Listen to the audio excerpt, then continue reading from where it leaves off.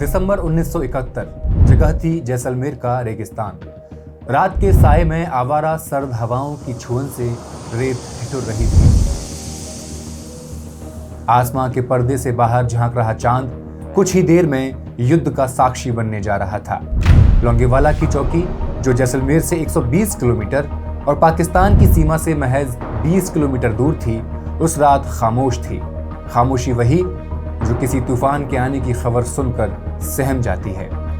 इस चौकी की सुरक्षा की जिम्मेदारी संभाल रही 23 पंजाब रेजिमेंट की अल्फा कंपनी यहां तैनात थी और बीएसएफ की एक छोटी सी टुकड़ी इनकी मदद के लिए मौजूद थी। तकरीबन 120 से 130 जवान इस चौकी पर आने वाले तूफान से बेखबर थे। यूं तो उनके पास हथियार मौजूद थे, 2 medium machine gun, 2 81 mm mortar, rocket launcher और कुछ एक लैंडमाइंस जिन्हें बिछाने का वक्त भी नहीं था। खामोशी के पर्दे के पीछे दूसरी तरफ पाकिस्तानी सेना की पूरी ब्रिगेड लगभग 2 से 3 हजार सैनिकों के साथ 45 टैंक और भारी हथियारों से लैस तेजी से आगे बढ़ रही थी। उनकी मंशा बहुत साफ थी, लोंगेवाला पर कब्जा, रामगढ़ पर हुकूमत और फिर जैसलमेर पर चढ़ाई। बहुत कुछ प्रत्याशित अप्रत्याशित घटित हुआ। गांवों में अफवाहें फैलने लगी। लोग कहने लगे पाकिस्तानी फौजियों का ऐलान है 4 दिसंबर की सुबह का नाश्ता वो जैसलमेर में करेंगे। लेकिन लोंगेवाला की चौकी पर कोई था जो मुस्तैदी से तैनात था। नाम मेजर कुलदीप सिंह चांदपुरी। कुलदीप सिंह और उनके जांबाज तमाम अफवाहों को दरकिनार कर अपनी आंखें सीमा पर गड़ाए बैठे थे। दिल में बस एक ही जुनून था, मातृभूमि की रक्षा का जुनून। बीएसएफ की टुकड़ी में एक जवान और था जो इस युद्ध में पाकिस्तान की सेना का समूल नाश करने वाला था। नाम था भैरव सिंह।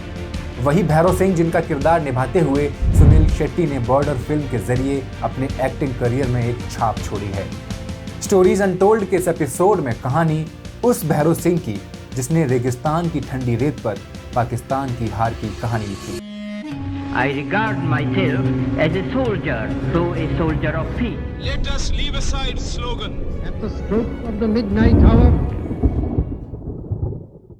नमस्कार, मैं हेमंत और आप मॉलिटिक्स देख रहे हैं। 4 दिसंबर की रात, आधी रात का वक्त, लोंगेवाला चौकी पर सन्नाटा था। लेकिन मेजर चांदपुरी सतर्कता बरतते हुए कैप्टन धर्मवीर भान के नेतृत्व में एक छोटी टोली को गश्त पर भेजते हैं।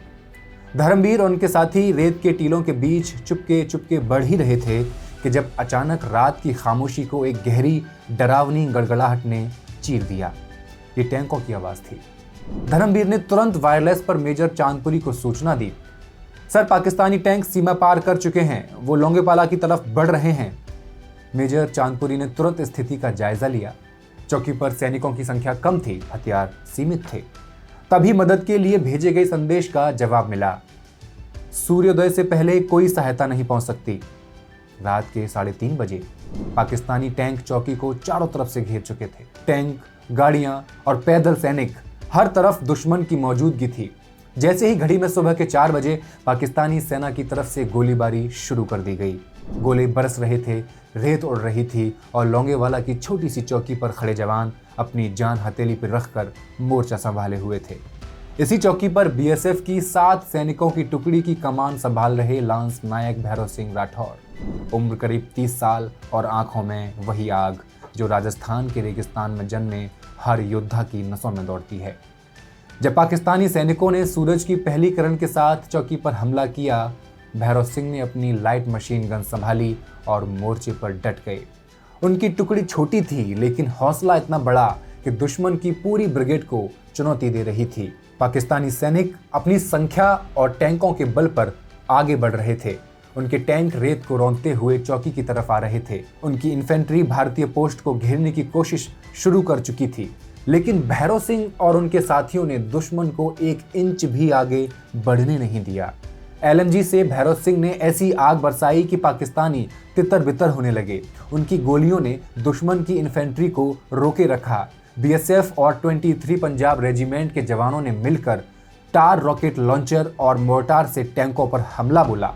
कुछ टैंक लैंडमाइंस पर चढ़कर तबाह हुए तो कुछ रॉकेट लॉन्चर की मार से ध्वस्त कर दिए गए। लेकिन स्थिति अब भी नाजुक थी। चौकी पर गोले बरस रहे थे और सैनिकों की संख्या कम होने की वजह से हर जवान को कई मोर्चों पर एक साथ लड़ना पड़ रहा था। तभी एक हादसा हुआ। पंजाब रेजिमेंट का एक सिपाही शहीद हो गया। उसका हथियार जमीन पर गिर गया। उस पल में भैरव सिंह ने तुरंत उसकी जगह ले ली। उन्होंने अपनी LMG को और जोर से धारने दिया। अकेले ही उन्होंने उस मोर्चे को संभाले रखा, वो भी वहां जहां दुश्मन की गोलियां बारिश की तरह बरस रही थी। सुबह की फूटी पहली किरण धीरे धीरे रेगिस्तान को रोशन करती हुई बढ़ रही थी, लेकिन लोंगेवाला की चौकी पर जंग की आग अब भी धधक रही थी। मेजर जनरल खंबाता ने जैसलमेर के सैन्य हवाई अड्डे से संपर्क किया, लेकिन रात में भारतीय वायुसेना के हंटर विमान उड़ान नहीं भर सकते थे। जवानों को सूर्योदय तक इंतजार करना पड़ा। उधर भैरव सिंह और उनके साथी बिना रुके बिना थके दुश्मन पर लगातार गोलियां बरसा रहे थे। पाकिस्तानी टैंक अब भी गोली दाग रहे थे, लेकिन भारतीय जवानों की हिम्मत के आगे उनकी रणनीति कमजोर पड़ रही थी। जैसे ही सूरज की किरणें रेत पर पड़ी, आसमान में भारतीय वायुसेना के हंटर विमानों की गड़गड़ाहट गूंज उठी। ये वो पल था जिसका इंतजार लोंगेवाला के जांबाज कर रहे थे। वायुसेना ने ताबड़तोड़ हमले शुरू किए। पाकिस्तानी टैंकों पर बम बरसने लगे। एक एक करके टैंक धू धू करके जलने लगे। दुश्मन की गाड़ियां और हथियार तबाह होने लगे। वायुसेना की मार और जमीन पर जवानों की बहादुरी ने पाकिस्तानी सेना को घुटने टेकने पर मजबूर कर दिया।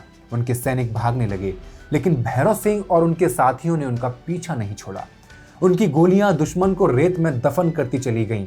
लेकिन जब जंग का धुआं छटा तो लोंगेवाला की रेत पर पाकिस्तानी सेना की हार की तस्वीर साफ देखी जा रही थी। 2000 से ज्यादा सैनिकों और 45 टैंकों के साथ आए दुश्मन को 120 जवानों ने धूल चटा दी थी। पाकिस्तान के 34 टैंक तबाह हुए, सैकड़ों सैनिक मारे गए और बाकी भाग खड़े हुए। भारत के 2 जवान शहीद हुए, जबकि कुछ एक घायल। इस जंग में भैरव सिंह राठौर का नाम अमर हो गया। उनकी बहादुरी के लिए उन्हें 1972 में सेना पदक से नवाजा गया। BSF के रिकॉर्ड में लिखा है कि जब पंजाब रेजिमेंट का एक सिपाही शहीद हुआ तो भैरव सिंह ने अकेले ही LMG से मोर्चा संभाला और दुश्मन को आगे बढ़ने से रोक दिया। साल 1997 में आई फिल्म बॉर्डर में सुनील शेट्टी का किरदार भैरव सिंह से प्रेरित था। हालांकि फिल्म में उनका किरदार शहीद हो जाता है, लेकिन असल जिंदगी में भैरव सिंह 1987 तक BSF में सेवा देते रहे। 2022 में 80 साल की उम्र में उन्होंने इस दुनिया को अलविदा कहा, लेकिन उनकी गाथा, उनकी हिम्मत और उनकी आंखों की वो चमक आज भी लोंगेवाला के रेगिस्तान में जिंदा है। नमस्कार।